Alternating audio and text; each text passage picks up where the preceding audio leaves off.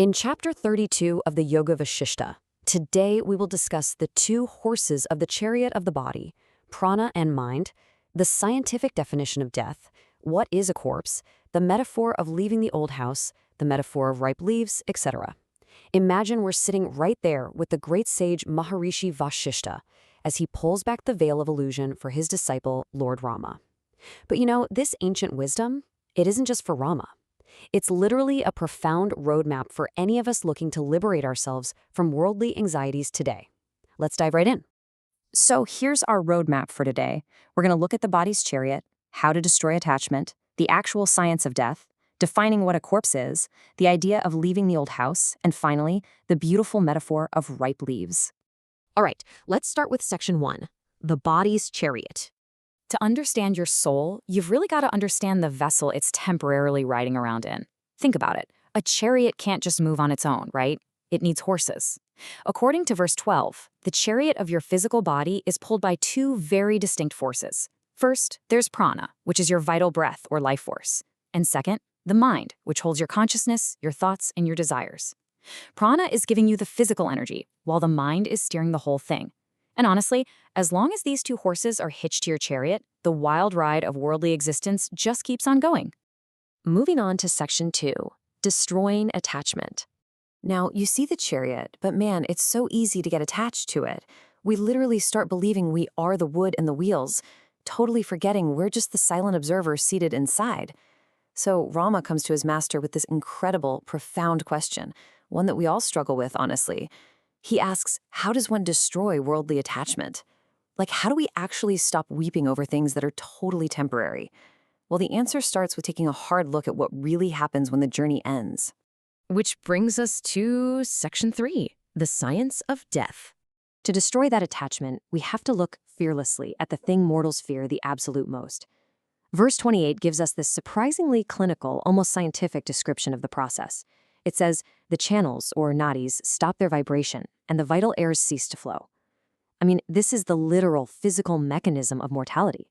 The intricate network of energy channels inside the body just halts. The vibration stops. The breath goes still. There's really no dark mystery here. It's literally just biology running its totally natural course. And here is the absolutely crucial philosophical takeaway. Death is not an end to you. Just look at this definition. Death is merely the permanent detachment of those two horses we talked about, prana and mind, from the physical body's network. The horses are just unhitched. They move on. The chariot stops, sure, but when you realize the driver, your soul remains completely untouched, wow, your entire fear of death changes completely. Let's move to Section 4, defining a corpse. So once the horses are gone, what's actually left behind? Well, take a look at verse 31. A corpse is nothing more than the inert, physical shell remaining after the life force and mind have departed. It's just wood, iron, and clay. When consciousness leaves, that body has zero inherent identity. No joy, no suffering. It's just a discarded object, nothing more. Because without those horses of prana and mind pulling it along, the chariot naturally just dissolves. The physical elements, earth, water, fire, air, and space, they simply return to universal nature. And it's fascinating because modern science actually tells us something remarkably similar. Every atom in our bodies was forged in the heart of a dying star, and eventually it all returns to the earth. It's this beautiful ecological recycling of materials. When you view it like that, there's absolutely nothing in this natural process worthy of grief. Okay, Section 5, leaving the old house. To further ease the heart, verse 39 offers us a metaphor that literally anyone can understand. It says, like leaving a dilapidated house, the soul discards the worn-out body. Just picture a house where the roof leaks, the walls are crumbling, the foundation is shaking. When you finally step out of that ruined structure and into the fresh, open air, you don't cry about it, right? You just feel this immense relief. The process is incredibly straightforward. First, the physical structure weakens through time and age. Second, the occupant, which is the eternal soul, departs the crumbling dwelling. And third, a new state is entered. Moving out of a crumbling structure is a profound relief for the soul. Therefore, grieving the end of a worn-out body is just completely illogical. If anything, it's a celebration of freedom.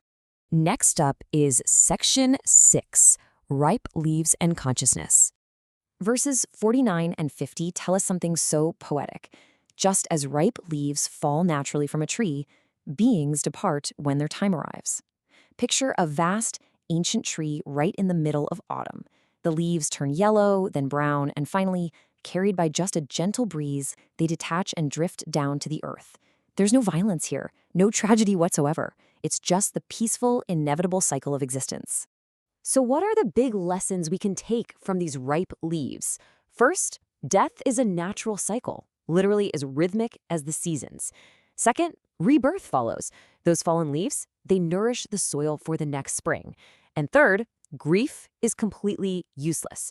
Think about it. Does a tree weep when the autumn wind blows? No way. And the text suggests that if we can adopt this exact enlightened mindset, we too can stop mourning the natural passing of physical forms. Which leads us into our final concept, the mirror of consciousness. This brings us to the ultimate philosophical conclusion of our explainer today.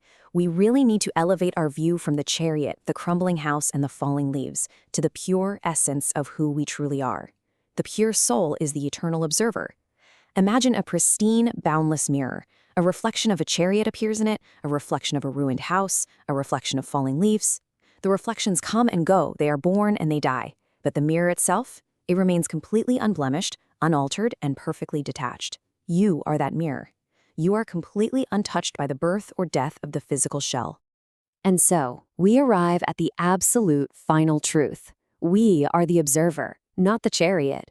We are the sky, not the clouds just passing through it.